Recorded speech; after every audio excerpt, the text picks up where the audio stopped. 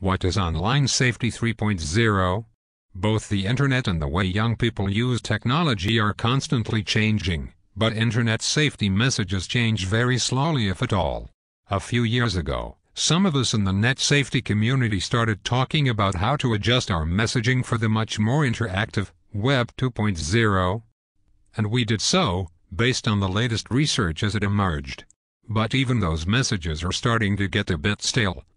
Now it's time for Online Safety 3.0. Why 3.0 and why now? Skateboarder image of online safety messages most Americans are getting are still pretty much one-size-fits-all and focused largely on adult-to-child crime, rather than on what the growing bodies of both net safety and social media research have found. Online Safety 2.0 began to develop messaging around the peer-to-peer parts of online safety, mostly harassment and cyberbullying and, increasingly, sexting by cell phones. But it still focuses on technology, not behavior, as the primary risk and characterizes youth almost without exception as potential victims. Version 2.0 fails to recognize youth agency, young people as participants, stakeholders, and leaders in an increasingly participatory environment online and offline. Though its aim is certainly positive, its message, like that of version 1.0, is still negative, lacks context, and is largely irrelevant to youth. To be relevant to young people, its intended beneficiaries, net safety needs to respect youth agency, embrace the technologies they love, use social media in the instruction process, and address the positive reasons for safe use of social technology. It's not safety from bad outcomes but safety for positive ones. Think about playgrounds. Certainly they have to be safe, but do we want our children to play in places that are only safe? As educator Barry Joseph asked recently in the Global Kids blog, don't we want them to be really fun and compelling, to stimulate and invoke our kids' physical and social development? Safety is essential but only part of what we want for the people who are going to run this world. Online Safety 3.0 enables youth enrichment and empowerment. Its main components, new media literacy and digital citizenship, are both protective and enabling. Ideally, from the moment they first use computers and cell phones, children are learning how to function mindfully, safely and effectively as individuals and community members, as consumers, producers, and stakeholders.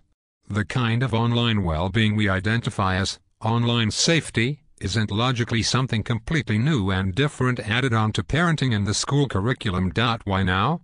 Unless, from the perspective of teens, online safety begins now to show signs of intelligent life, it can accomplish very little. The need for their input and engagement is essential. Without them, we were talking to ourselves. We invite you to help us get Online Safety 3.0, enabling youth to participate fully and constructively in a society that functions both online and offline, off the ground. There's literally no better time to start than now. We need to move on to version 3.0 because, 1. We know more about youth risk online. 2. We know more about how youth use digital media. 3. Online safety needs to be seen in the context of participatory culture and democracy. Key elements of Internet Safety 3.0 ** make net safety relevant to youth, and put it in the context of how they use social media, learn, and live their lives. Relevancy requires respect for youth agency as well as accountability. View youth as participants and ultimately stakeholders in positive Internet use, rather than potential victims, and empower them to protect themselves. Teach new media literacy, critical thinking about what is said, produced, and uploaded as much as what is read, consumed, and downloaded, as well as the skills of traditional media literacy. Promote the ethic of good citizenship, online as well as offline, model it for youth, and encourage them to do so for their peers. Keep up with youth risk, online safety, and social media research. Base messaging on the knowledge gained from all three of those disciplines and tailor it to relevant risk populations. Factor in the impacts of adolescent brain development, the net effect, and the larger media culture on youth risk and behavior. Understand the informal learning in which youth are engaged online, and begin to bridge the gap between formal and informal learning, by teaching enriching uses of social media in school, rather than trying to lock down, or block the internet. Support its most enriching uses and young people's mindful participation. Be accurate and honest about risks. Don't exaggerate or use fear tactics, which are ineffective where teens are concerned.